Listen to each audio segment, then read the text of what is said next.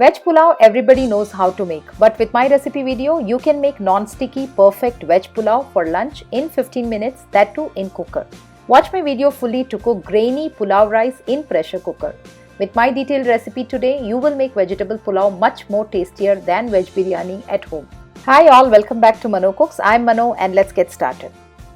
First, let's soak the rice. In a bowl, take 1.5 cup basmati rice and soak it in water and keep it aside.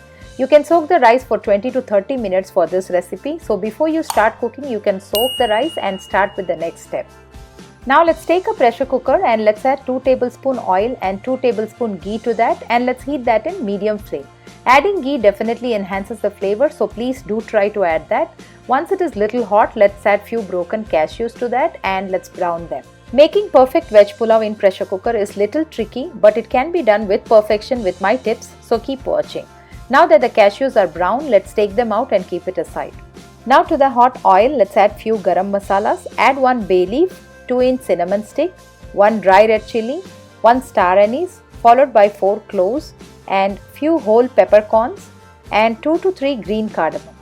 Next is my secret flavoring ingredient, shahi jeera, which I am adding 1 teaspoon of it here. If you don't have shahi jeera, you can substitute it with regular cumin or jeera. Allow these spices to cook in oil for 30 seconds right now, after which I am adding 1 medium-sized onion which I have chopped lengthwise. Cook onion until it starts to change into light golden color. Cooking onion to perfection is very important to bring out the flavor in this recipe, so please do not hurry.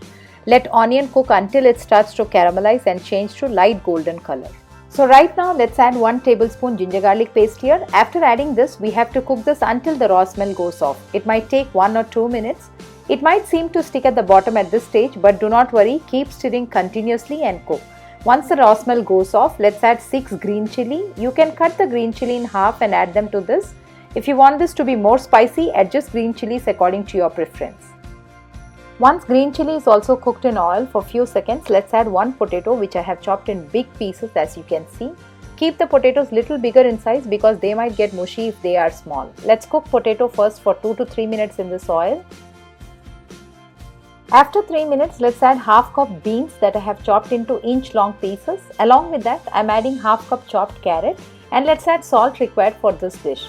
Cook everything in oil for 2 to 3 minutes again. Now to this, I am adding 1 teaspoon coriander powder. Along with that, quarter to half teaspoon garam masala you can add and saute everything well. The spice from green chili, ginger and the masalas that we added right now would give a nice and mild flavor which is very unique for veg pulao. Now to this, I am adding frozen green peas. This is half cup green peas here. Let's quickly saute for 30 seconds now, and it's time to add our basmati rice.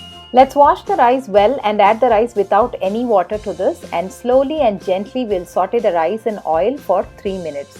Along with this, I am adding handful of finely chopped coriander leaves. Sauteing rice in oil helps the rice to get fried a little and also makes it non-sticky and not mashed up while cooking.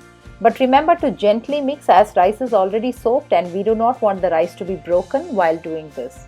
When all the moisture from the rice is gone, let's add water required to cook this pulao. To cook rice grainy and non-sticky, for 1 cup of rice, add 1.5 cups of water.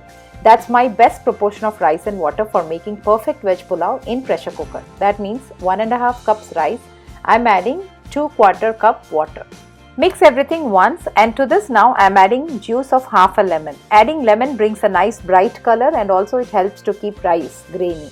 Mix once, and now let's add fried cashew nuts on top and let's wait until we see water starts to boil.